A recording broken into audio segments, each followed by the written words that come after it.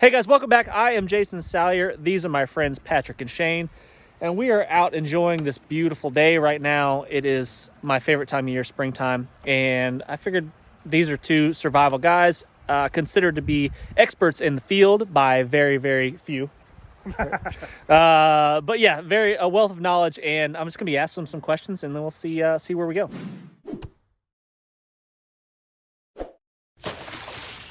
One of the questions I have for you guys is short-term versus long-term survival. So I think most of the time what we teach is going to be short-term survival.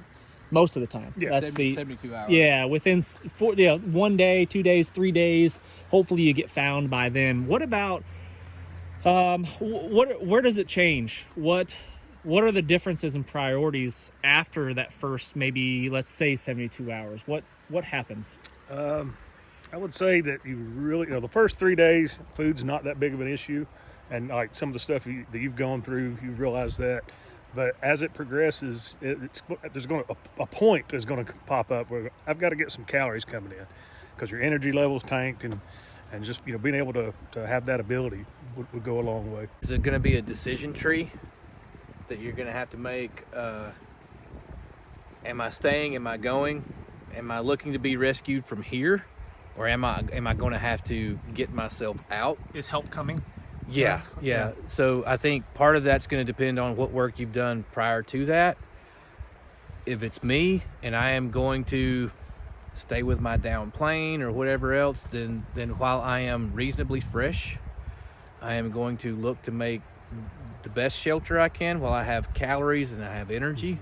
I am going to do everything I can to ensure survival, at least from a shelter standpoint, from a water standpoint, from a fire, and then I'm going to look at food pretty quickly thereafter. But I think making a quick decision on whether I'm going to have to get out and self-rescue or if I'm going to stay is going to be my first consideration, and that will dictate what I do from there.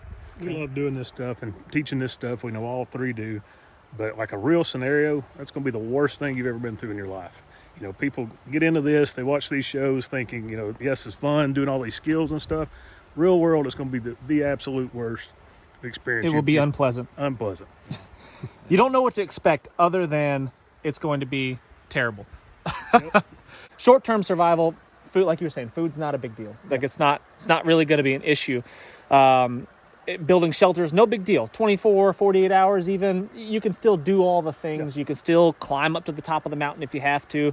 How long do you have before you can no longer do that stuff in a survival situation? It just depends. It depends on your physical makeup, the stuff, your past experiences, all that comes into play. But I'd say once you go through about a week and a half of no calories coming in and exerting yourself, then after that, it's, as far as energy levels, it's just gone. Mm-hmm. And doing all this stuff early on while you have energy, have a big signal fire ready to light. Have static signals out in the open if you can. Just something to help somebody find you.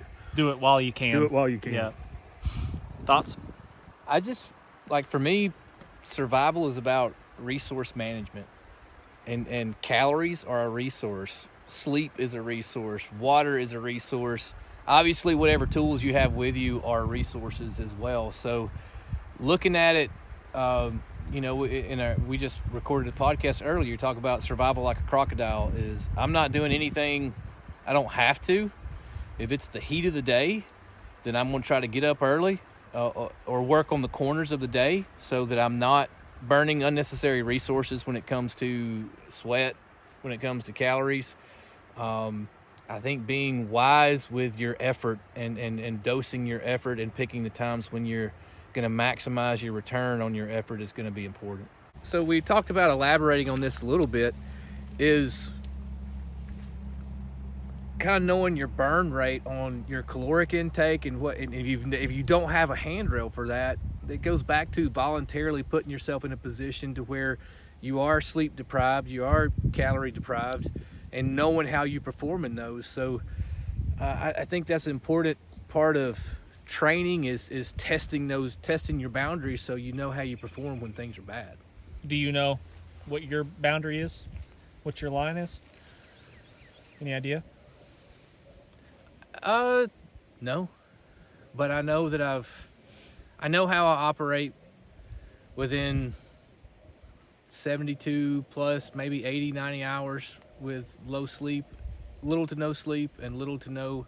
I've been to the point of hallucination, and I've been to the point where I gotta take 15 minutes or so to lay down and rest. Hallucinated based on sleep deprivation And exertion. Yeah, what was that like? Pretty trippy. When you did I see what I thought I saw, or You didn't know if it was real or not? I had another friend who did a 10-day Primal Quest race years ago, and he thought one of his partners dosed him with like some type of acid or something like that, and so knowing how to work around your own mental status at times, and knowing, hey, this is not going on, this is just me, and be able to kind of talk yourself through that, it helps if you're in at least somewhat familiar territory, mentally. Do you have an idea where your boundaries are? Yeah, about 30 minutes. No, I'm just kidding. Lunchtime. Yeah, about 30 minutes, let's call it. You can learn a lot from case studies. I love reading about like real world experiences people have had and what they went through. I love reading about POWs in World War II or different wars and stuff, like escaping from a Japanese prison camp, and now they're, in the Philippines going through the jungle, and they've been, starved and mistreated for the past year and a half. And now they're spending weeks trying to get back, to a friendly territory, that kind of thing. They started at a greater deficit than we'll ever be. Oh at. yeah, escaping when you're 100 pounds or less because you've been starved for so long. Can't imagine. And having to swim across the bay that takes all night long, and there's sharks, and your little loincloth that you had's now gone. Reading about what people have gone through when it's that difficult and made it through to the end. Pretty impressive. I think there's also I know within me what one of the things that helps motivate me is a competitive spirit. It's like, well, if they can do it, I can do it. You know what I mean? Like, and that's not I can do anything you can do. Yeah, it's not being cocky as much as I know it's been done. Okay, I know that I know that other people have survived similar experiences, and so to me, mentally, it becomes a competition of if it can be done, then I'm gonna do my best to do it, and like Patrick says, doing some research and realizing, hey, these people survived. There's been a lot of people that have died that have had everything they needed to survive, and they shouldn't have died. There's a lot of people that never should have lived, that didn't have the skill, that didn't have the experience, and they lived. And those are the ones to me that are more interesting. It was like, well, how did they do that? What was their motivation? And where did that come from? Yeah. And so doing a little bit of casework and studying some of this stuff goes a long way, but there's only so much you can read in books until you have to go out and experience it. I've pushed the starvation, the sleep deprivation a little bit. So I know from personal experiences that I've got about 2 weeks of functional abilities before I end up just kind of having to lay there and wallow in self-pity. So 2 weeks of being able to build the shelter, be able to go productivity. Yeah, productive use of my body. So 2 weeks without really getting any calories in there and being sleep deprived. I can still build the shelter. I can still go gather the wild berries. I can still go fishing. But after about 2 weeks, give or take, it takes a nosedive. At least in my experience, where I just can't. Just picking up a stick off of the ground becomes this unbearable burden that requires so much mental effort. It's pretty humbling, actually, after 2 weeks. You've gone deeper in that section than I ever have. Most of the stuff I've done has been within the, at max, 3 to 4 day range. Yeah. We're talking short term. Long term, you begin to shift priorities. Yeah. So. You mentioned you mentioned sleep deprivation, hallucinations, and stuff like that. That's real. I mean, that's freaky stuff. I would have these crazy, I don't know if I call them hallucinations, but I call it really vivid dreams where I don't know if I was sleeping or if I was awake, but I'd have these dreams where I was there. You know what I mean? Like I see my relatives, I'd see my family members, some that had passed on, and I thought it was the realest thing, and it brought tears to my eyes, and it was like this crazy, overwhelming emotional experience that I've never felt before or since. Yeah. And then you wake up in the same And you're still in cruddy shelter, and it's still cold or it's still raining, and that's a big part your life of it. has not changed. Yeah. Yeah. So that part, I would say is one of the more overwhelming parts of a survival scenario is losing your mind. Like you start to lose track of what's real, what's not real, and But you learn where the chinks in the armor are mentally, and hopefully we learn or are able to put some workarounds in place. I think early on, a lot of mine came through competitive sports and endurance events, and we have to allow our teammates and the people we're with to cycle through their own peaks and valleys. And there were times whenever I realized that a mental chink that I had was I might get frustrated whenever a partner might not be pulling their weight. And what I had to realize is that the same partner that wasn't pulling their weight when I was strong was the same partner that was pulling me through when I was weak and couldn't pull my weight. And so there had to be this reconciling of reality versus mental, reality versus what I think I'm seeing, and realizing my mind's sabotaging me here a little bit and putting this seed of discontent or this bitterness in me that I had to excise out. It's your perception, not necessarily reality. 100%. Yeah. And let me back up. It might have been reality, but you don't know. Okay, it may have been that my teammate was not pulling their weight at that time because they weren't capable. But that's the definition of teammate. That I had to cover for that guy, and later he had to cover for me. Maybe they were giving you 100%. They were giving me their 100% that they had to give at the time, and that was me being judgmental. And so that was I became a better teammate through that, and in the process began to really understand what teammate meant and how to work with people in the depths and the lows, and how, Patrick might be struggling. This is my time to do more work. It's like a marriage. We talk about it. People say marriage is 50-50. No, it's 100-100. And sometimes their 100 is not my 100, but we got to be fully committed to this process. And so you can be a better teammate when I realize maybe Patrick's struggling to just shoulder a little more of his weight, and then later on he's going to do the same for me, because 9 times out of 10 people rebound. I say 9 times people will rebound if they do the work. I guess it's what I tell my kids all the time is be the best that you can be the best you you can't control the people around you or what they're doing or how they respond or whatever, and regardless of the situation or the severity of it, but you can control how you respond to it and the work that you're putting into the situation to make everybody's situation better. And that's the key, is the guy that decides, I'm just gonna, you make a conscious decision that I'm gonna make this situation better. I think that's the power in that choice. A question that I see or might get periodically is, how do I start the process of becoming familiar with our own personal capabilities? And I watched one of your videos on Survival Dispatch where you took your family on a death march almost of can we do this? I think a lot of folks' survival strategies are unproofed and they're not based in reality. So how do you get that reality? And if this happens, I'll do this. Yeah, I'll just go to the woods and survive. Will you? Yeah.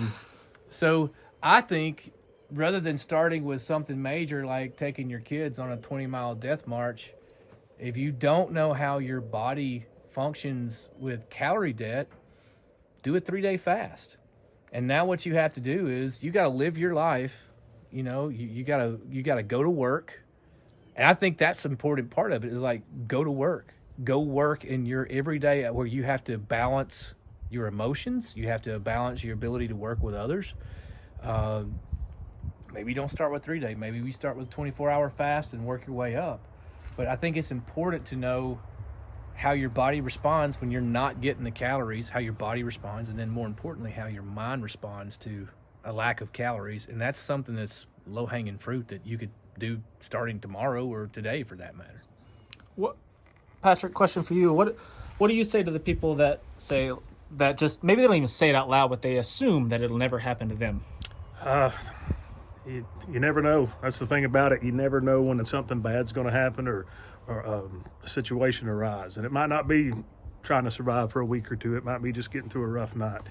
I like telling people you never want the first time you try to do a task for your life to depend on it, whether that's making a fire, whether that's building a shelter, or building a decent enough signal that you can get rescued. Mm-hmm. If there's a possibility you may need to know that skill in the future, get out and practice it.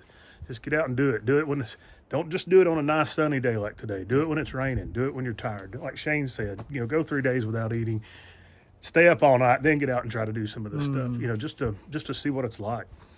Can you learn everything from YouTube? Skill-wise, possibly.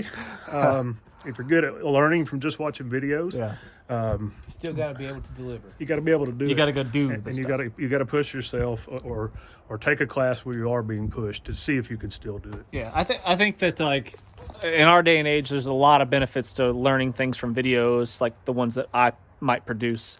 You can learn a lot from watching videos. I would say there's an advantage over that as to just reading a book. You can read a book and understand the concepts and why you would do it and maybe even how you do it, but the video adds a whole nother aspect to it. You can see somebody actually doing it, and you know that it's possible. You know that it's possible to rub 2 sticks together and make fire because you've seen somebody do it. You can't learn it watching it. Yeah. You only learn it by doing it. But you gotta eventually go do it. I think about, I don't even know, maybe 10 years ago, Atlanta had what they called the snowpocalypse. Yeah. And even they did a bit about it on Saturday Night Live because you had people stuck on the interior of Atlanta for 18, 24 hours in a vehicle, and there were some real dire people died. Survival situations that emerged out of that in the heart of Atlanta in a lot of cases with structures, with buildings, and people had nothing in their car. They didn't have a survival strategy because you're in the heart of the city, and it caught a lot of people by surprise. And so for every person that says it won't happen to me, I guarantee you every person that found themselves in that situation was saying, I can't believe this happened to me. Mm-hmm. And so I would rather be proactive and at least have a little bit of a handrail for how you perform in those situations and what you need to perform better, and have that in your vehicle and, or on your person that gives you a greater odds for survival. Don't throw everything into gear. I don't think I've got to have this knife. I have to have this, and this. The skills are a lot more important. So get the skills and then take it from there. Then start getting into the gear and all that. What do you guys think is the difference between people that are successful, if that's how you want to say it, successful in survival situations, that take ownership, take leadership in their problem that they have, versus the people that just lay down and die? Mindset is everything. Everybody wants to know what's the most important thing. Is it shelter? Is it fire? Is it signaling? Having the proper mindset to continue to put that one foot in front of the other and still be alive at the end of it. Mm-hmm. Yeah, I think most people quit at 40%. A lot of people quit at they quit at discomfort, not failure. Mm-hmm. They just are accustomed to tapping out early when things begin uncomfortable and begin to get uncomfortable, and that's a dangerous precedent to set because when it does matter, if you're tapping out at 40%, that doesn't mean you're out of that situation. You're just waiting on the inevitable. And so to be able to steal your reserve and to get your mindset right, that's the biggest tool in the tool shed as far as what you have. What we see, like Patrick says, and we're a company that sells a ton of gear, but we see people have a far more acute focus on gear and gear acquisition, and skill acquisition is way down the line. Yeah. And just like we see in our advanced bushcraft stuff, we see a lot of people that really focus on the knives they bring, and they're focused on big honking knives and what they feel like is a survival knife. And as the skill goes up, normally the knives get smaller and thinner because the skill has now trumped the focus and the skill has become the focus and not the gear, and it completely rewrites the priorities as far as what they need in gear wise. Yeah. I think most people that watch my videos on a regular basis know that I'm not a real big gear guy. Like I rarely remember what steel the knife is made out of, or Were you at one time? no, never. That's unique to Yeah, you. I've never been a gear guy. Never cared. What matters to me is, does the thing work or does the thing not work? That's what matters when it comes to gear. And if you could look at video analytics on this channel, and you could see how popular the gear videos are versus the skill videos. Yeah. It's a very obvious which ones are the most, where people put their priorities. And I just want to really highly encourage anyone and everyone watching this video to actually go out and test yourself with these, learn the skills, not watch the videos, learn how to do the concepts of the task, but actually go out and do it, because there's absolutely no, you can't replace that. You can't replace the actual time out there doing the stuff. That's accomplishing it once under ideal situations. That's the beginning. Yes. That's not the acquisition Yeah, you of can't. that skill. You can't. I always go back to friction fire, because that's a big one that people understand. Like, you get your first ember doing a friction fire, and people are like, "Check, got it. I got friction fire." No, you can't. Yeah, I have failed so many more times on friction fire than I have been successful.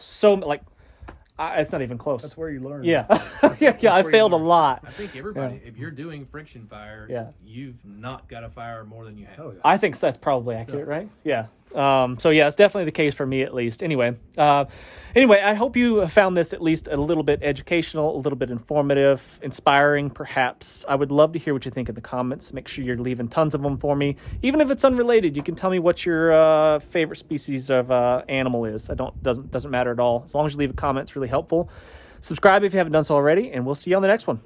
Thanks, guys. Thanks, guys. So we're with SE Knives and Reynolds Adventure and Training. You can find us on the social medias, Instagram. I think we're at SE Knives. We have our own YouTube channel, which is Reynolds Adventure /SE Knives. We have the SE Rat Pack podcast available on all directories, major directories, Facebook, and then of course we're on the World Wide Web. Training website is randallsadventure.com.